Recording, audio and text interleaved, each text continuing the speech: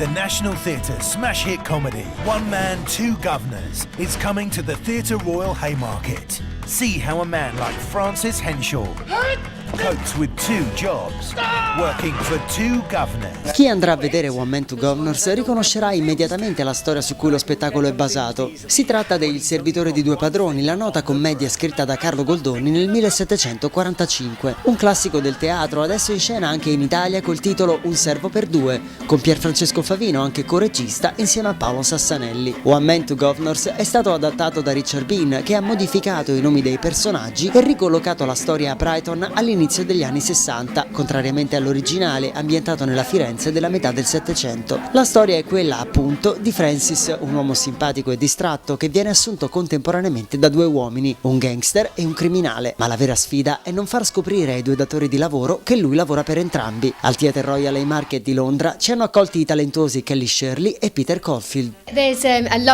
love story going on as well at the same time with my character. So there's two stories at the same time, and I'm getting engaged to an actor, but I was previously engaged to this gangster, who was gay. Was it? Yes. Yeah. And he comes back. The gangster comes back. Well, he's dead, but his twin sister comes back in disguise as her gay twin brother. I don't want to know anything about your life. I wish you was dead. I can't bear to see her suffer any longer. I am dead! Are you? No! My character actually isn't in it until the fourth scene, and I play an 87-year-old waiter called Alfie.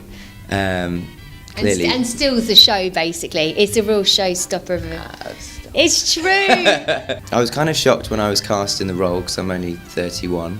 As you can see, I'm very, fresh-faced. I have a lot of eyebrows, wig, really amazing makeup, changed my physicality, my voice, and a lot of horrible things happened to Alfie. This one dead? Oh, I don't know. He's got one of them pacemakers. I could turn it up a couple of notches. See if they... Oh my God!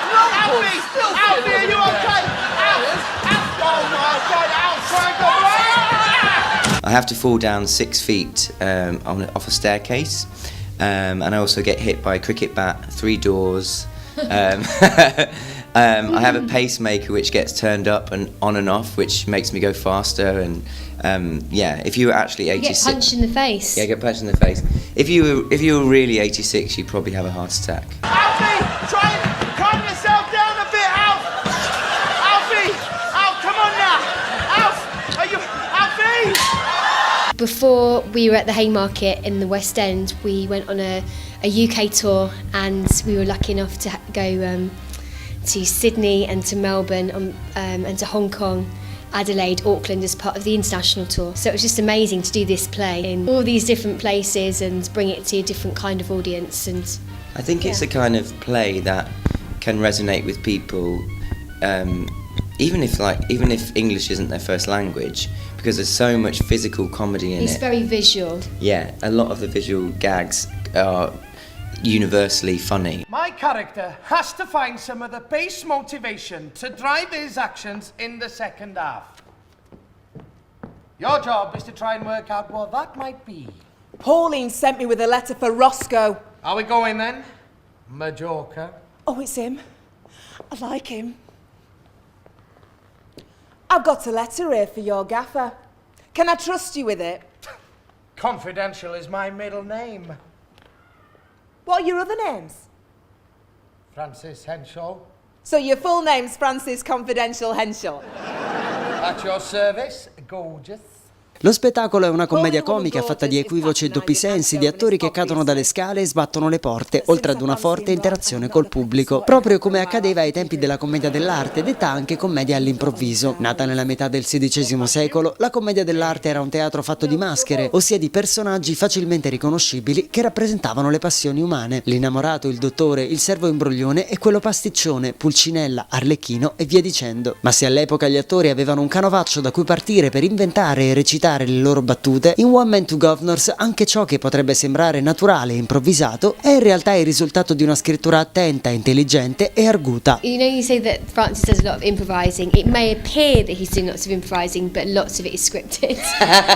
Really, I mean, the whole thing looks like it's chaos, but it's kind of, you know, rehearsed within an inch of its life. Yeah, it's very cleverly put together, so it makes the audience feel like they're watching something for the first time, but it's done in a way where they are convinced that that is the case. But when you ask an audience a question, you can kind of predict what they're going to say. You know, there's like a range of different answers that they could give, so you can work out different responses.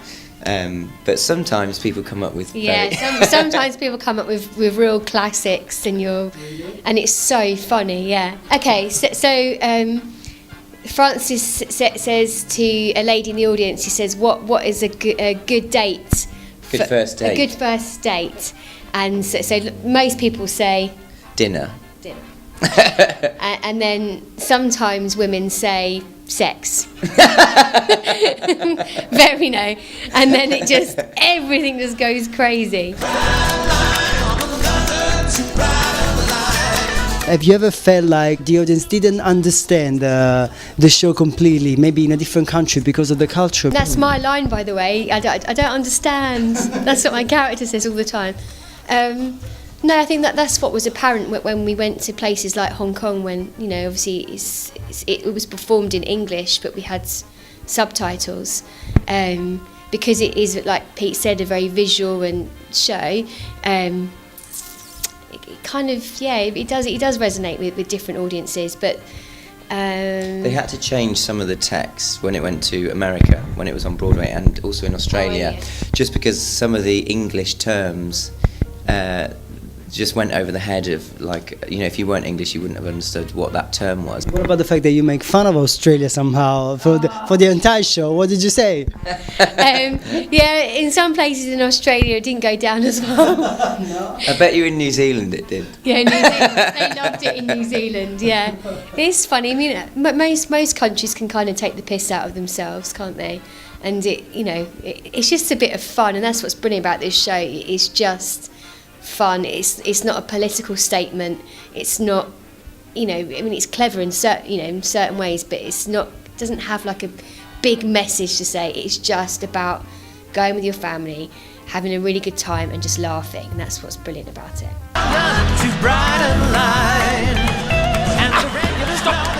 I don't understand. Don't miss London's biggest smash hit comedy. One Man, Two Guvnors at the Theatre Royal Haymarket. Book now at oneman2govnors.com. Ciao. Spettacolo che spettacolo. Come and see the show.